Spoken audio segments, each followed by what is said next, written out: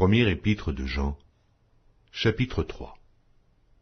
Voyez quel amour le Père nous a témoigné pour que nous soyons appelés enfants de Dieu. Et nous le sommes. Si le monde ne nous connaît pas, c'est qu'il ne l'a pas connu. Bien-aimés, nous sommes maintenant enfants de Dieu, et ce que nous serons n'a pas encore été manifesté. Mais nous savons que, lorsque cela sera manifesté, nous serons semblables à lui, parce que nous le verrons tel qu'il est. Quiconque a cette espérance en lui se purifie, comme lui-même est pur. Quiconque pêche transgresse la loi, et le péché est la transgression de la loi. Or, vous le savez, Jésus a paru pour ôter les péchés, et il n'y a point en lui de péché. Quiconque demeure en lui ne pêche point, quiconque pêche ne l'a pas vu, et ne l'a pas connu. Petits enfants, que personne ne vous séduise. Celui qui pratique la justice est juste, comme lui-même est juste. Celui qui pêche est du diable. Et le diable pêche dès le commencement. Le Fils de Dieu a paru afin de détruire les œuvres du diable. Quiconque est né de Dieu ne pratique pas le péché, parce que la semence de Dieu demeure en lui, et il ne peut pécher, parce qu'il est né de Dieu. C'est par là que se feront reconnaître les enfants de Dieu et les enfants du diable.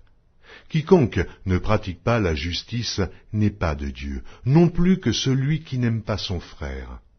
Car ce qui vous a été annoncé est ce que vous avez entendu dès le commencement. C'est que nous devons nous aimer les uns les autres, et ne pas ressembler à Caïn, qui était du malin et qui tua son frère. Et pourquoi le tua-t-il? Parce que ses œuvres étaient mauvaises, et que celles de son frère étaient justes. Ne vous étonnez pas, frères, si le monde vous hait. Nous savons que nous sommes passés de la mort à la vie, parce que nous aimons les frères. Celui qui n'aime pas demeure dans la mort. Quiconque hait son frère est un meurtrier. Et vous savez qu'aucun meurtrier n'a la vie éternelle demeurant en lui. Nous avons connu l'amour en ce qu'il a donné sa vie pour nous. Nous aussi, nous devons donner notre vie pour les frères. Si quelqu'un possède les biens du monde, et que, voyant son frère dans le besoin, il lui ferme ses entrailles, comment l'amour de Dieu demeure-t-il en lui? Petits enfants, n'aimons pas en parole et avec la langue, mais en action et avec vérité. Par là nous connaîtrons que nous sommes de la vérité, et nous rassurerons nos cœurs devant lui. Car si notre cœur nous condamne, Dieu est plus grand que notre cœur, et il connaît toutes choses. Bien-aimés, si notre cœur ne nous condamne pas, nous avons de l'assurance devant Dieu. Quoi que ce soit que nous demandions, nous le recevons de lui, parce que nous gardons ses commandements et que nous faisons ce qui lui est agréable.